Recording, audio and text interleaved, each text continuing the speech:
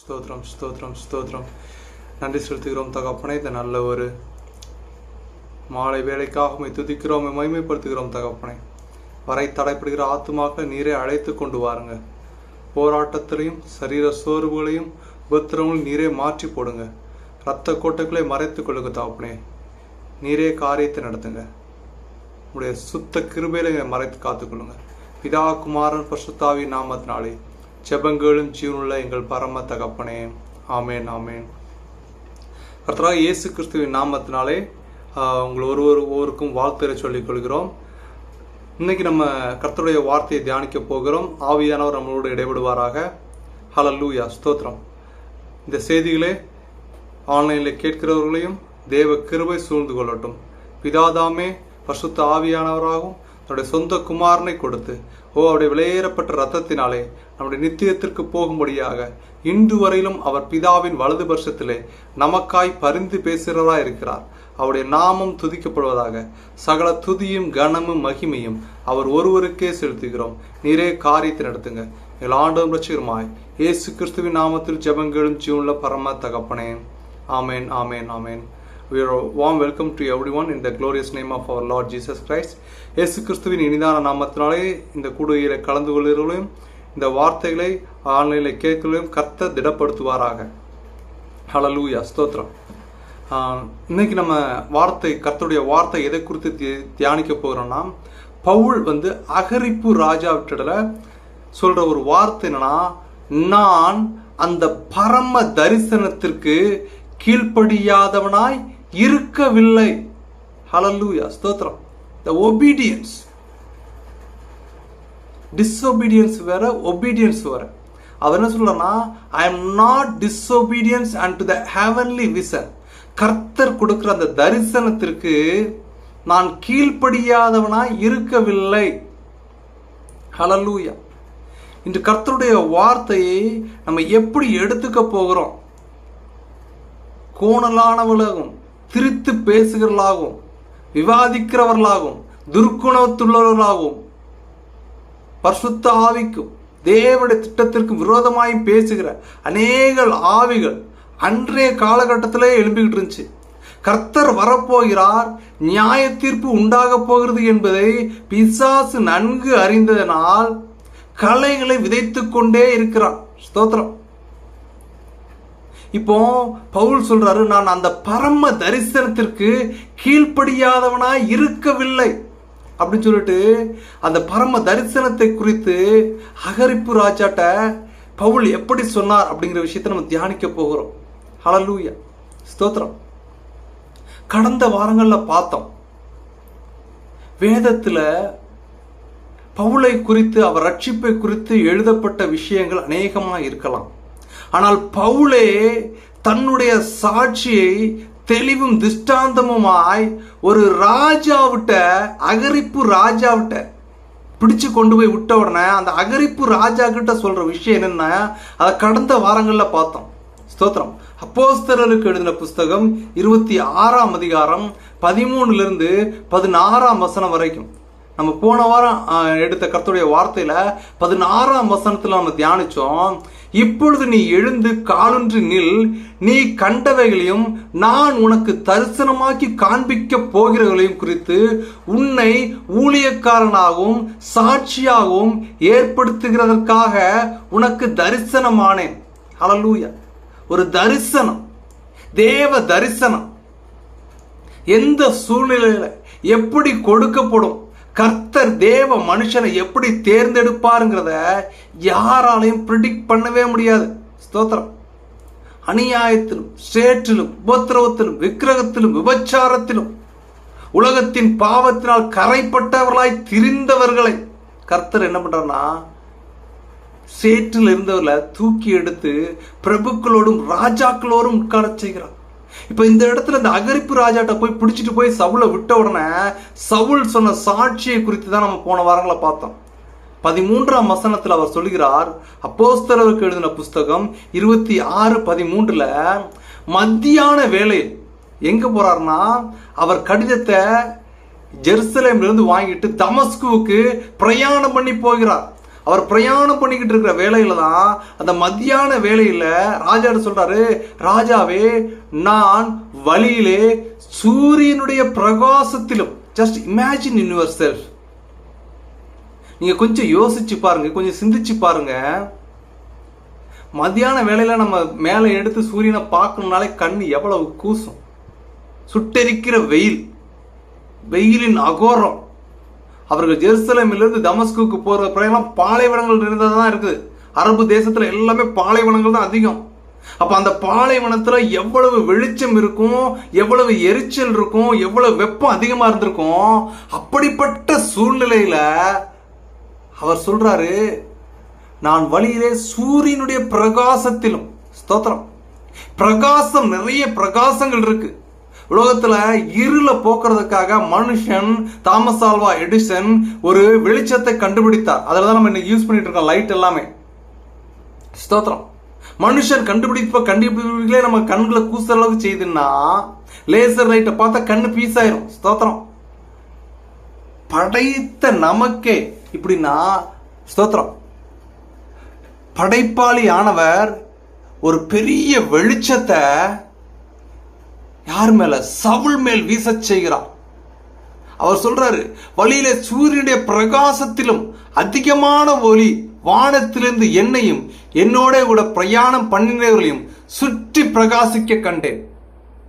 நான் பார்த்தங்க ஒரு பெரிய வெளிச்சம் அந்த மத்தியான வெயில என்னையும் என்னோட சுத்தி இருக்கவங்களையும் சுத்தி அவ்வளவு பெரிய வெளிச்சத்தை நான் இது வரைக்கும் பார்த்தல. ஒரு பெரிய வெளிச்சம் வந்துச்சு. அந்த வெளிச்சத்தை பார்த்து நாங்க எல்லாமே தரையில விழுந்து போயிட்டோம். ஸ்தோத்திரம்.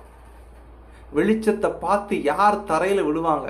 வெளிச்சத்தை பார்த்து யார் ஓடி ஒளிவாங்கன்னா, அந்நிய ஆவியில் இருக்கிற மனுஷங்க கர்த்தருடைய அன்பையும் கர்த்தருடைய தயவையும் புறஜாதி மக்கள்களால புரிந்து கொள்ள முடியாது, உணர்ந்து கொள்ள முடியாது. அவர்கள் வெளிச்சத்தை கண்டு ஓடுவார்கள், அவர்கள் இருள் அண்டைக்கு ஓடுவார்கள். ஏன்னா அந்த இருள் என்னன்னா, உலகத்தின் காரியத்திலும் உலகத்தின் விஷயத்திலும் தங்களை சந்தோஷப்படுத்தும், தங்களை நிம்மதியா வைக்கும். பணத்தை நாடி ஓடுனா நான் சந்தோஷமா இருப்பேன்னு நிறைய பேர் நாடி ஓடி நிம்மதியை இழந்து போறாங்க. ஒளியின் அண்டை வருவதற்கு அவர்கள் தங்களுக்கு இடம் கொடுக்கிறது இல்லை. அந்த ஒளியை பார்த்து நாங்க எல்லாமே தரையில விழுந்து போயிட்டோம். அப்ப வானத்திலிருந்து ஒரு சத்தம், சவுலே சவுலே, நீ ஏன் என்னை துன்பப்படுத்துகிறாய்? முள்ளில் உதைக்கிறது உனக்கு கடினம் என்று எபிரேய பாஷையிலே என்னுடைய சொல்லுகிற ஒரு சத்தத்தை கேட்டான். He was hearing some voice. அவன் ஒரு சத்தத்தை கேட்கிறான். கர்த்தருடைய வார்த்தை நம்மோடு கூட பேசும்படியாக நம்முடைய கைகளில் வேதமாக கொடுக்கப்பட்டிருக்கு. அந்த சத்தத்தை கேட்கறதுக்கு தான் இன்னைக்கு எல்லாருக்கும் ஒரு போராட்டம், எல்லாருக்கும் ஒரு கஷ்டம், எல்லாருக்கும் ஒரு நிம்மதியற்ற சூழ்நிலை. ஸ்தோத்திரம். அப்பதான் பவுல் கேட்கிறாரு, ஆண்டவரே நீர் யார் என்று. அதற்கு அவர், நீ துன்பப்படுத்துகிற இயேசு நானேன்னு சொல்லிட்டு தான், இப்பொழுது நீ எழுந்து காலூன்றி நில், நீ கண்டவைகளையும் நான் உனக்கு தரிசனமாகி காண்பிக்க போகிறவைகளையும். வேத வசனத்தை நல்லா ஆராய்ச்சி பார்த்தீங்கன்னா பிரசன்ட் சிச்சுவேஷனையும் ஃபியூச்சரையும் பாஸ்டன்ஸையும் நம்மளோட கூட பேசக்கூடிய ஒரு விஷயம்னா அது வேத புஸ்தகத்தை தவிர வேற எதுவுமே கிடையாதுங்க. இப்ப பவுல்கிட்ட சொல்றாரு, நீ இப்ப பார்த்துட்டு இருக்கலாம் இந்த தரிசனத்தையும் காண்பிக்க போகிறவர்களையும், நான் உனக்கு தரிசனமாகி காண்பிக்க போகிறவர்களையும் குறித்து உன்னை ஊழியக்காரனாகவும் சாட்சியாகவும் ஏற்படுத்துகிறதுக்காக உனக்கு தரிசனமானேன். கர்த்தர் எதற்காக பவுலுக்கு தரிசனமாகிறார்னா சும்மா கிடையாதுங்க. நான் உன்னை எனக்காக, நீ என்னுடைய மக்களை துன்பப்படுத்துற, என்னுடைய மக்களை நீ கொலை செஞ்ச, என்னுடைய மக்களை நீ வேதனைப்படுத்தின. ஆனால் நல்லா யோசிச்சு பாருங்க, இன்னைக்கு உலகத்தில் தங்களுக்கு விருப்பமான ஒருத்தங்களை கொண்டுட்டாங்க, தங்களுக்கு விருப்பமான ஒருத்தங்களுக்கு ஏதாவது ஒருத்தங்க செஞ்சுட்டாங்கன்னா மனுஷ புத்தி எப்படின்னா அவனை ஒன்றும் இல்லாமல் ஆக்கணும். அவன் எனக்கு இதை செஞ்சிட்டான், என்கிட்ட இப்படி பேசிட்டான், அவனை விடக்கூடாதுன்னு ஒரு பெருமையும் ஒரு எரிச்சலையும் போராடுகிறதுமான ஆவியை கொடுக்கிறது சத்துருவின் ஆவி. ஹல்லேலூயா. ஆனால் பரிசுத்த ஆவியானவர் என்ன பண்றாருன்னு கேட்டீங்கன்னா, தேற்றுகிறவராய், ஹல்லேலூயா, அன்பு கூறுகிறவராக இருக்கிறார். ஜாக்கிரதையா இருந்து கொள்ளுங்களே. இன்றைய காலகாலத்தில் சத்துரு என்ன பண்ணா, ஒளியின் வேதனுடைய தூதனுடைய வேஷத்தை தரித்து கொண்டு தன்னை நல்லவன் போல் காட்டிக்கொண்டு கர்த்தருடைய இயேசு கிறிஸ்து கிட்டயே என்ன பண்றான்னு கேட்டீங்கன்னா, கல்லுகளை அப்பமாக்கி சாப்பிடணும் வேத வசனத்தோட தான் போராடுறான். இன்னைக்கு அநேக கள்ள உபதேசங்கள், அநேக மாய்மானமான வார்த்தைகள், ஸ்தோத்திரம், கூடுமானால் தெரிந்து கொள்ளப்பட்டவர்களை வஞ்சிக்கத்தக்கதாக அநேக அற்புத அடையாளங்கள் செய்யக்கூடிய, அடையாளத்தை நடத்தக்கூடிய ஆவிகளும் பெருகி கொண்டிருக்கிறது. ஸ்தோத்திரம். பவுல்ட்ட சொல்றாரு, என்னை குறித்து நீ படப்போகிற பாடுகளுக்காக தான் நான் உனக்கு தரிசனம் ஆகிறேன். கர்த்தர் இந்த சூழ்நிலையும் இந்த காலகட்டத்தையும் நமக்கு கொடுத்திருக்கிறார்னா சும்மா இல்லைங்க, அவர் நமக்கு ஒரு தரிசனத்தை வைத்திருக்கிறார். ஸ்தோத்திரம். இன்றைக்கு நம்ம வசனம் வாசிக்க போகிறோம். நான் அந்த பரம தரிசனத்துக்கு கீழ்ப்படியாதவனா இருக்கவில்லை. That not hearing worldly things. உலக பிரகாரமான தரிசனத்திற்கு, உலக பிரகாரமான வார்த்தைக்கு, உலக பிரகாரமான சம்பிரதாயத்துக்கு கீழ்ப்படியாதவனா இருக்கக்கூடாது. அவருடைய பரம தரிசனம் என்னங்க? அவருடைய பரம தரிசனம் பிதாவின் சித்தத்தை நிறைவேற்றுகிறதே அந்த பரம தரிசனம். பிதாவின் சித்தம் என்ன? நம்முடைய உற்றார் உறவினர்கள் இருளில் சுற்றிக்கிட்டு இருக்கிற, கர்த்தருடைய அன்பை உணராம உலகத்தினால் கரைப்பட்டவர்களாய், உலக ஆஸ்திக்காகவும் உலக அந்தஸ்துக்காகவும் தங்கள் நேரங்களை செலவழித்து விட்டு தேவ அன்பை மறந்தவர்களாய், தங்கள் ஜீவனங்களை இழந்து போகிற, தங்கள் ஜீவ புஸ்தகத்தில் பேர் எழுதப்பட வேண்டும் என்கிற ஒரு திட்டத்தை இழந்து போனவர்களாய் வாழ்கிற ஒவ்வொருவருக்கும் இயேசு நல்லவர். அவர் மரித்தார், உயிர்த்தெழுந்தார், பிதாவின் வலது பரிசத்தில் இருக்கிறார். அவர் சீக்கிரமாய் வரப்போகிறார். நீங்கள் ஆயத்தப்படுங்கள், உங்களோடு கூட திரள் கூட்டத்தை ஆயத்தப்படுத்துங்கள் என்ற ஒரு சுவிசேஷத்தை சொல்லும்படியாகவே கர்த்தர் என்று நமக்கு ஜீவனோடு வைத்திருக்கிறார். அதை விட்டு வியாக்கியானம் பண்றதுக்கும் ஸ்தோத்திரம். பவுல் ரொம்ப தெளிவா சொல்லுவார், வேத புரட்டரா இருக்கிறவர்களை குறித்து எச்சரிக்கையா இருங்க. அவன் வருவான், பிசாசு என்னன்னா ஒளியின் வேதத்தை தரிச்சிட்டு வருவான். வேதத்தை கையில் வச்சுட்டு இப்படி சொல்லியிருக்கு அப்படி சொல்லியிருப்பான். அந்த முட்டா பயல்களுக்கு 2 தடவை புத்தி சொல்லு. வேத புரட்டர்களுக்கு அப்புறம் அவனை விலகி போயிரு. அவனை திருத்த முடியாது. அவன் பிசாசின் சந்ததியில் இருக்கான். அவளை கடிந்து கொள்ளுங்கள். ஸ்தோத்திரம். வசனம் நமக்கு தெளிவா சொல்லுது. அப்போஸ்தலருக்கு எழுதின புஸ்தகம் 26:17 சொல்லுது, உன் சுய ஜனத்தானி நின்றும் அந்நிய ஜனத்தானி நின்றும் உன்னை விடுதலையாக்கி கர்த்தர் சொல்லுகிறார். இந்த இரவு வேளையில் ஆன்லைன் வழியாக கர்த்தருடைய வார்த்தையை கேட்டுக்கொண்டிருக்கிறவர்களே, கர்த்தர் சொல்லுகிறார், உன் சுய ஜனத்தினின்றும் அந்நிய ஜனத்தினின்றும் உன்னை நான் விடுதலையாக்க போகிறேன். ஃப்ரீடம், ஒரு சுதந்திரம். ஹல்லேலூயா, ஸ்தோத்திரம். பிசாசின் கட்டிலில் உள்ளவர்களை இயேசு கிறிஸ்துவானவர் விடுதலை ஆக்கின போது அந்த பட்டணத்திலிருந்து வந்தவர்கள் சொல்லி நம்முடைய அந்தஸ்துகள் எல்லாம் பன்னிகள் எல்லாம் கீழே செத்து போச்சு, அதனால இவரை ஊருக்குள்ள விடக்கூடாது, பொருளாதாரத்தின் மீது ஆசை கொண்டவர்களாய் இயேசு கிறிஸ்துவனுடைய அந்த ஒரு விடுதலையாக்கப்பட்ட மனுஷரை கண்டும் ரட்சிப்பை இழந்து போன அந்த பட்டணத்தை போல் இருக்க போகிறோமா? இல்லை. என் தேவன் என்னோடு கூட இருக்கட்டும். அவருடைய அன்பு பெரியது. அவருக்கு என் இருதயத்தில் ஒரு இடத்தை கொடுக்க போகிறேன். ஸ்தோத்திரம். காணிக்கை இல்லை, தசம பாகத்தை இல்லை. ஸ்தோத்திரம். தேவன் உங்களிடத்திலும் என்னிடத்திலும் கேட்கிறது, மகனே உன் இருதயத்தில் ஒரு இடத்தை கொடு. Just give some priority to me. அவருக்கு கொடுக்க வேண்டிய கணத்தை அவருக்கு கொடுங்க. கொடுக்கிற வேலையில அவர் விடுதலையாக்குவார். எதிலிருந்து விடுதலையாக்குவார்? சுய ஜனத்தாடி நின்றும் அந்நிய ஜனத்தாடி நின்றும் உன்னை நான் விடுதலை ஆக்குவேன். இன்னைக்கு நிறைய பாருங்களேன். ஸ்தோத்திரம். இயேசு கிறிஸ்துவும் சொல்வாரு, உன் சத்துரு உன் வீட்டாரே தான். ஸ்தோத்திரம். ஹல்லேலூயா. ஏன்னா அவர்கள் கர்த்தருடைய அன்பை ருசிக்கவில்லை. சுய ஜனம் இப்போ நீங்க நல்லா வளர்ந்து வருகிறது ஆவிக்குரிய ரீதிகளிலும் பொருளாதாரத்தில் ஒரு முன்னேற்றத்தை நீங்க காணும்போது யார் விரோதியா இருக்கிறாங்க கேட்டீங்கன்னா சொந்தக்காரன் தான். அதுக்கு தான் கர்த்தர் தெளிவா வார்த்தைறாரு, உன் சுய ஜனத்தினின்றும் அந்நிய ஜனத்திலும். சொந்தக்கார மாத்திரம் கிடையாது, அருகில் இருக்கிற மற்ற அந்நிய ஜனத்தானும் அந்நிய சுரூபங்களை வழிபடக்கூடிய விக்கிரகங்களை வழிபடக்கூடிய மனுஷர்களும் உனக்கு அநேக காரியத்தை செய்யலாம், அநேக தடைகளை உண்டாக்கலாம், நீ முன்னேறக்கூடாது அநேக பிளான்களை பண்ணலாம். ஆனா கர்த்தர் சொல்லுகிறார், நீ என்ன நம்பி வந்துட்ட, நான் உன்னை விடுதலை ஆக்குவேன். விடுதலை ஆக்கக்கூடாதபடி அவருடைய கரம் குறுகவே இல்லை.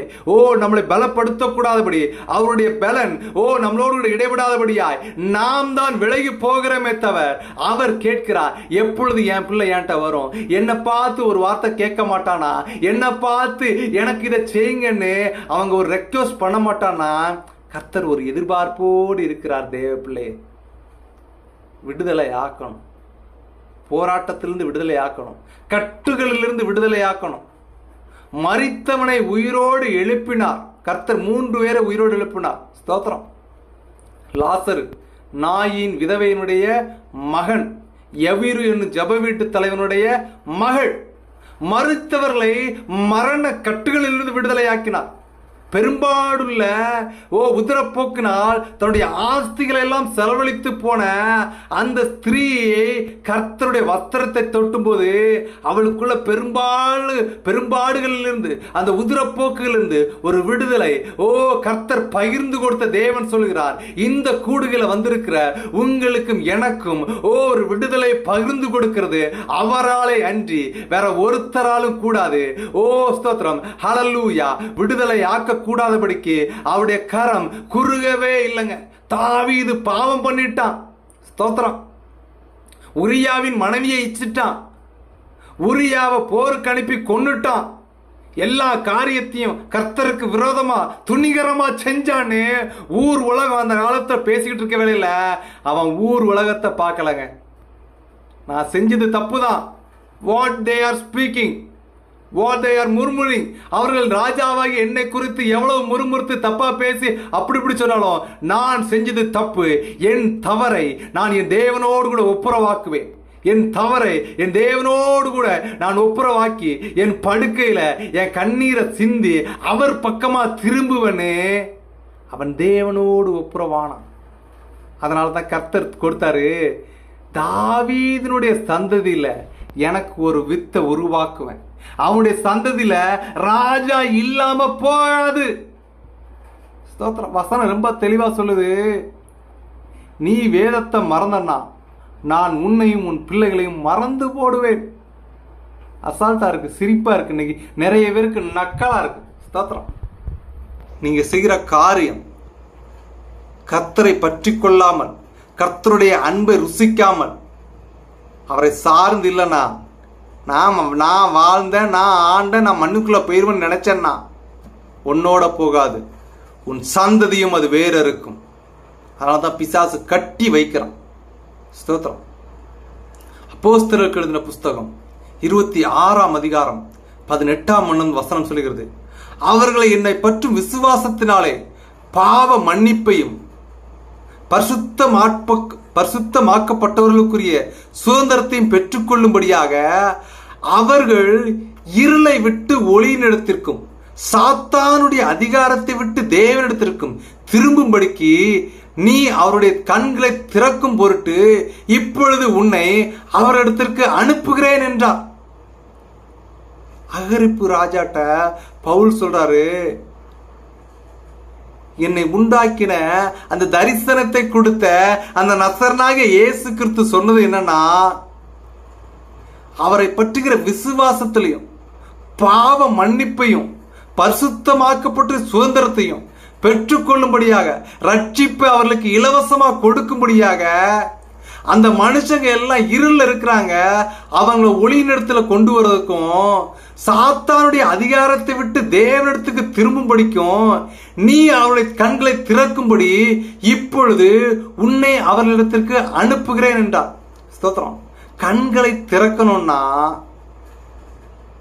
கண்ணு மூடி இருந்தா இருள் இருந்தா எப்படி இருக்கணும்னு அறியணும்னு நினைச்சிட்டு தான் அந்த ஒளியை பார்த்தவன கண்கள் கட்டப்பட்டவனாய் கையிலாக கொடுக்கப்பட்டவனாய் நேர்தெருவு எண்ணப்பட்ட ஒரு தெருவில் கொண்டு போய் தமஸ்கூல படுக்க வச்சிருக்கிற சூழ்நிலையில 3 நாள் கண்கள் தெரியாதவனாய், 3 நாள் உணவை உண்ணாதவனாய், ஆகாரத்தை புறம்பே தள்ளி, யாருப்பா இவரு, அவருடைய பிள்ளைகளை நான் கொன்னேன், அவருடைய நாமத்தை சொல்லுகிற எல்லாரையும் நான் ஓடி ஓடி பிடிச்சு ஜெயில போட்டேன், அவர் நினைச்சிருந்தா என்ன அந்த இடத்துல கொன்னு இருக்கலாம், அவர் நினைச்சிருந்தா என்ன, அந்த வெளிச்சமும் அந்த பரம தரிசனத்தையும் நான் பார்க்கும் போது அவர் ஒரு வார்த்தை சொன்னார்னா, பாலைவனத்துல ஒரு எலும்பு கூட எனக்கு கிடைக்காம போயிருக்கும். என்னை யாருமே பேசியிருக்க முடியாது. என் பாவங்களும் என் அக்கிரமங்களும் மிகுந்த சூழ்நிலையில நான் இப்படி இருந்ததானே, என்னை குறித்து என்னை அவர் தேர்ந்தெடுக்க நான் தகுதியே இல்லாதவன், அவர் என்னை தேர்ந்தெடுத்தார்னு பவுல் அழுது சொல்லுகிற வேலையில தான் ஸ்தோத்திரம். அனனியா என்னும் ஒருவனை கர்த்தர் ஏற்படுத்தி அன்று இரவு வேளைகளில் ஸ்தோத்திரம் பவுலுக்கு தரிசனமாகி, அனனியா என்னும் ஒருவன் வருவான், அவன் என்னை குறித்து உனக்கு சொல்லுவான், உன் கண்கள் காணும்படி செய்வான்னு அவன் தரிசனம் கண்டான், அவனுக்கு அதை நிறைவேற்றி என்று அனனியா என்ற ஒருவருக்கு கொடுக்கப்பட்ட ஒரு வாக்கு தத்தம். தேவ பிள்ளைகளே, இந்த வார்த்தைகளை கேட்கிறவர்களே, உங்களையும் என்னையும் கர்த்தர் எதற்காக நிர்ணயித்திருக்கிறார், எதற்காக உருவாக்கியிருக்கிறார், எதற்காக இந்த ஜீவனோடு வைத்திருக்கிறார்னா, அநியாய அக்கிரமம் செஞ்சு பாவத்திலும் சேற்றிலும் துணிகிற வாழ்க்கையிலும் வாழ்ந்த நம்மை அவர் வேர் தூக்கி வைத்திருந்து ஜீவனோடு வைத்திருந்து ஆகாரத்தை கொடுத்து நம்மளை போஷித்து வழிநடத்துகிறது ஒன்றே ஒன்றிற்காக, உன்னை நான் இருளில் இருந்து வெளிச்சத்திற்கு அழைத்தேன். அதுபோல நீ என்னை போல என்னை அறியாத மக்களுக்கு அவர்களை இருளில் இருந்து வெளிச்சத்துக்கு என் பக்கமா இழுத்துட்டு வா. சுவிசேஷத்தை சொல்லு, கர்த்தருடைய வார்த்தையை சொல். இதற்காகவே நீ உருவாக்கப்பட்டாய்.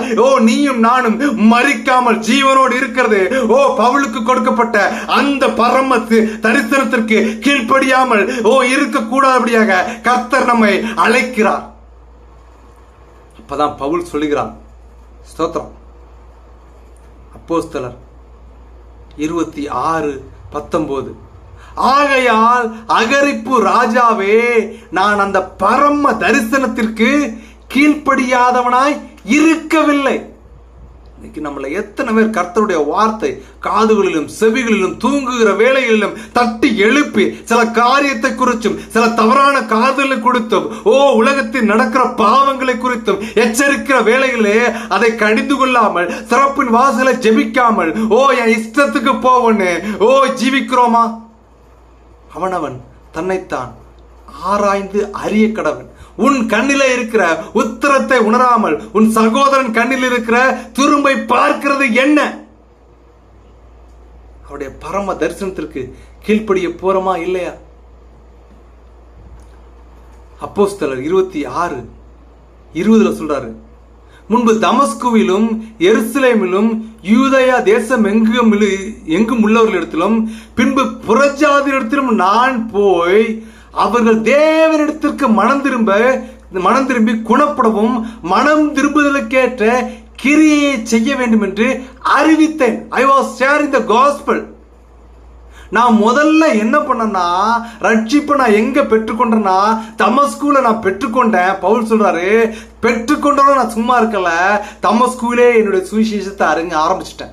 தமஸ்குவிலே இயேசு யார், அவரை கொல்லதுக்காக நான் விரைஞ்சு வந்தேன். ஆனா அவர் என்னை தொட்டு எடுத்து அவர் பேரை பிரஸ்தாபப்படுத்தும்படியாக மேசியா அவரே ரட்சிக்கும்படியாக இந்த உலகத்திற்கு வந்தார் என்பது நான் அந்த பரம தரிசனத்தை நான் கண்டுகிட்டு அவருக்காக ஓடும்படியாக அவர் என்னை பயன்படுத்தினார். அவரோடு கூட ஓடினவர்களை நான் துன்பப்படுத்தினேன். அவருடைய பேரை சொன்னவர்களை நான் கொன்னேன். குறிப்பாக ஸ்தேவானை கொல்லும் போது நான் அங்கே அவன் ட்ரெஸ்ஸை பார்த்துக்கிட்டு இருக்கேன். கொல்லக்கூடிய மனுஷனுடைய ட்ரெஸ்ஸை நான் பாதுகாத்துக்கிட்டு இருந்தேன். அப்படிப்பட்ட என்ன அவர் தூக்கி எடுத்து என்ன அவர் சுவிசேஷ சொல்லும்படியா தேவனுடைய ராஜ்யத்தை குறித்து அறிவிக்கும்படியாகும் மனம் திரும்புதலுக்கேற்ற கிரியை செய்ய வேண்டும் என்று அறிவித்தேன். கிரியை இல்லாத விசுவாசம் செத்தது. கிரியைனா என்னங்க? ஸ்தோத்திரம். இன்று அநேகர் ஊழியங்களை தொடங்குறோம், அநேகர் கர்த்தருடைய வார்த்தைகளை சொல்லுகிறோம், அநேகர் கர்த்தருடைய வார்த்தையை நம்ம அப்படி பேசுறோம் இப்படி பேசுறோம், தங்களுக்கு சாதகமானபடி திரித்து பேசுகிற அந்நிய ஆவி பெற்றவர்களும் இந்த கூட்டத்துக்குள்ள வந்துட்டாங்க. ஜாக்கிரதையா இருக்கணும். கிரியை இல்லாத விசுவாசம்னா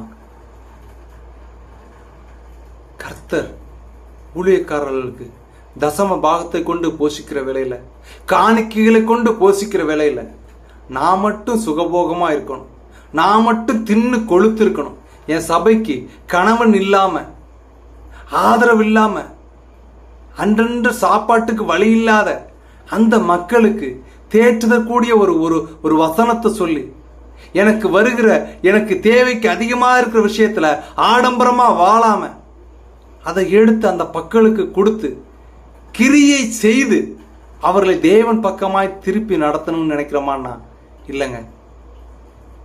அதுதான் கிரியை இல்லாத விசுவாசம். வாங்குகிறதை காட்டிலும் கொடுக்கதே சிறந்தது. ஸ்தோத்திரம். இன்னைக்கெல்லாம் புடுங்குறதுல தான் தெளிவா இருக்கிறோம்.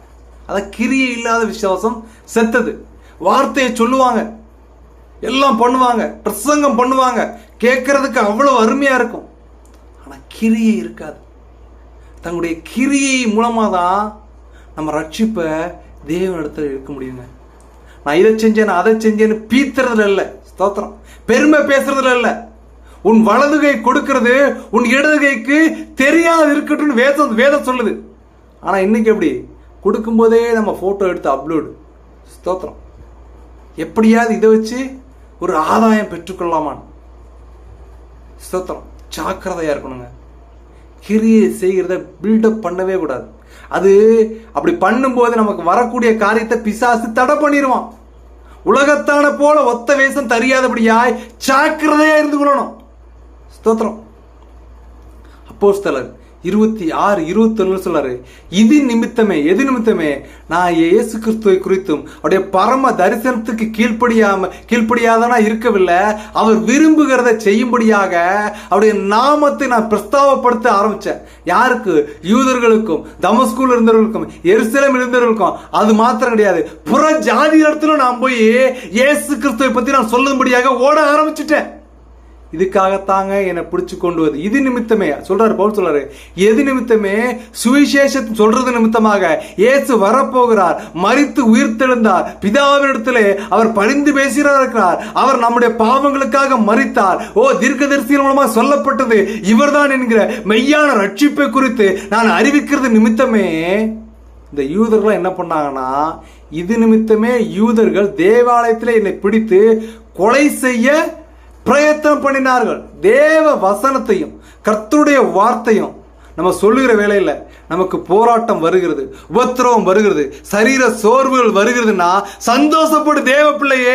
கர்த்தருடைய நாமத்தையும் கர்த்தருடைய வார்த்தையும் நம்ம ஆணித்தனமா சொல்லுகிறோம். இதற்காகத்தான் நாம் உருவாக்கப்பட்டோம், இதற்காகத்தான் நாம் சிருஷ்டிக்கப்பட்டோம். இதற்கு பலன் இங்கே இல்ல, தேவன் முன்பதாக ஜீவ புஸ்தகத்தை திறக்கிற வேளையில உண்மையும் உத்தமமான ஊழியக்காரனே, கொஞ்சத்தில் உண்மையா இருந்தால் உன்னை அநேகத்தின் மேல் அதிகாரியை ஆக்குவேன். நீ என்னுடைய மனவாள வீட்டுகளுக்குள்ளதாக அந்த பரதேசுக்குள்ளதாக பிரவேசி என்கிற ஒரு சத்தத்தை நாம் கேட்க முடியும். நமக்கு கொலை மிரட்டல் வரல, நமக்கு எச்சரிப்பு வரல, நம்ம இடையூறு வரல, போராட்டம் வரலன்னா நம்ம ஊழியம் பண்ணல, நம்ம கர்த்தருக்கு ஊழியம் பண்ணல. நம்ம யாருக்கு ஊழியம் பண்ணிட்டு இருக்கோம்? ஸ்தோத்திரம். ஜாக்கிரதையா இருந்து கொள்ளணும். அப்போஸ்தலர் 26:22 சொல்றாரு.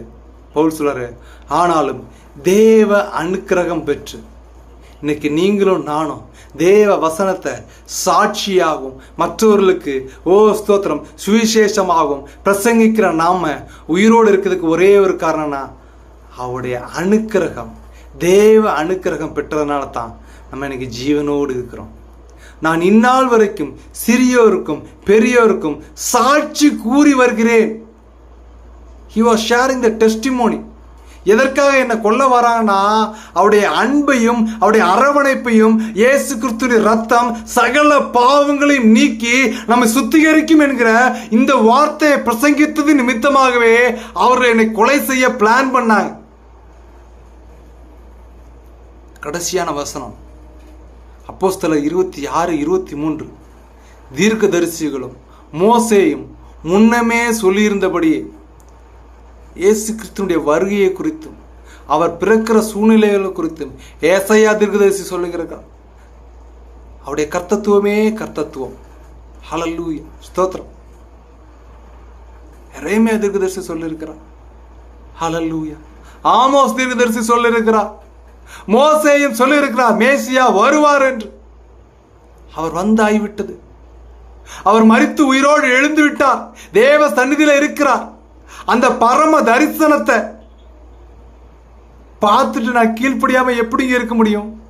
நம்முடைய முன்னோர்களும் தீர்க்கதரிசிகள் அனைவரும் இயேசு கிறிஸ்துடைய வருகையை தெளிவும் திஷ்டாந்தமா எழுதியிருக்கிறாங்க. எப்படி இருக்கிறனா, கிறிஸ்து பாடுபட வேண்டியதென்றும் மரித்தோர் உயிர்த்தெழுதலில் அவர் முதல்வராகி. ஸ்தோத்திரம். பிறக்கிற எல்லாருமே மரிப்போம். இயேசு கிறிஸ்து மரித்த 3 பேரை உயிரோடு எழுப்பினார். குறிப்பிட்ட காலங்களுக்கு அப்புறமா அவர்கள் திரும்பவும் மரித்து போனாங்க. ஆனால் இயேசு கிறிஸ்துனுடைய உயிர்த்தெழுதல், அதுக்கப்புறம் அவர் மரணம் கிடையாது. மரணத்தை ஜெயமாக விழுங்கினவர், பிதாவின் வலது பரிசத்தில் இருக்கிறவர், அல்பாவும் ஒமேகாவும் ஆனவர், ஆதியும் அந்தமும் ஆனவர். அவர் இருளை போக்கி ஒளிச்சத்தை கொடுக்கிறவர், நம்முடைய கட்டுகளிலிருந்து விடுதலை ஆக்கிறவர். அவருடைய வார்த்தை இயேசு என்ற பெயருக்கு இரட்சகர் என்று அர்த்தம். இவ்வுலகத்தின் கட்டுகளுக்கும் இவ்வுலகத்தின் போராட்டங்களுக்கும் இவ்வுலகத்தின் உபத்திரவங்களுக்கும் விடுதலையாக்கக்கூடிய ஒரே ஒரு வார்த்தை இயேசு என்கிற ஒரு வார்த்தை.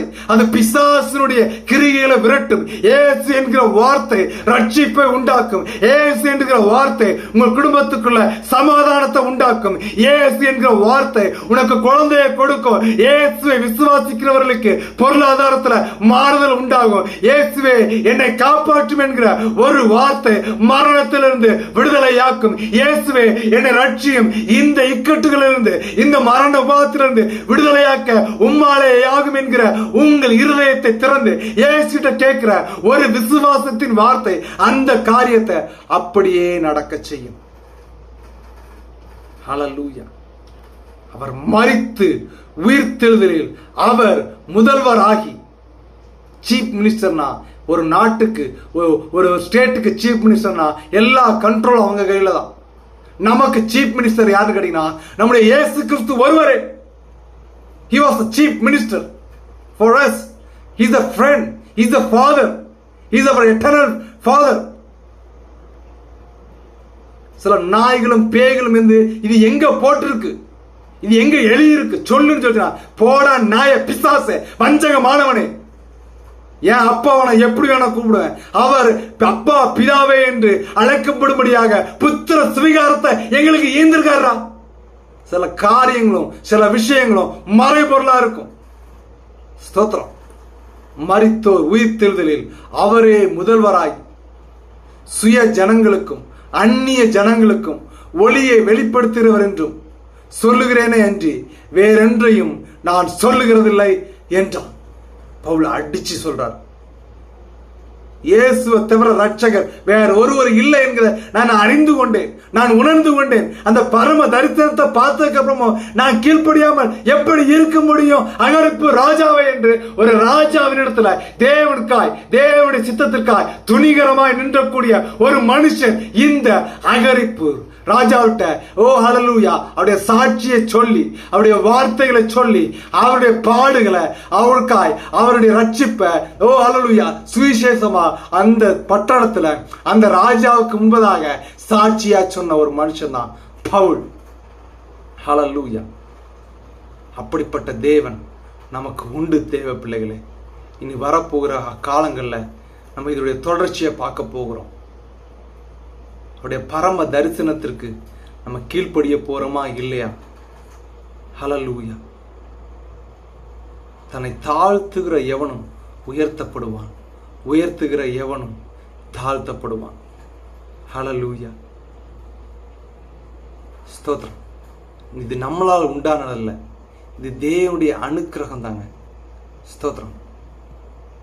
இப்ப நம்முடைய மத்தியில் இருக்கிற பிரதர் ரெஸ்டன் கர்த்தருடைய வார்த்தைகளை சொல்லி ஜெபம் பண்ணுவார். Final prayer. Praise the Lord தம்பி. மிஸ்டர் ரெஸ்டன். ஸ்தோத்திரம். இன்னைக்கு கலந்து கொள்ள நினைக்கிறோம். நம்ம ஜெபம் பண்ணி கர்த்தருடைய வார்த்தையை முடிக்கலாம். ஸ்தோத்திரம். சொர்க்கீக பிதாவே, இந்த நல்ல ஒரு இரவு வேளைக்காக உங்களுக்கு நன்றி செலுத்துகிறோம் தகப்பனே. தேவ அன்பு உடைய பரம தரிசனம் எங்களை ஒவ்வொருவரோடு இடைபெற்று தகப்பனே. நீரே காரியத்தை நடத்துங்க. இரத்த கோட்டைகளை மறைத்துக் கொள்ளுங்க. பிதா குமாரன் பரிசுத்த ஆவியின் நாமத்தினாலே ஜெபங்களும் ஜீவனுள்ள எங்கள் பரம தகப்பனே. ஆமேன், ஆமேன், ஆமேன்.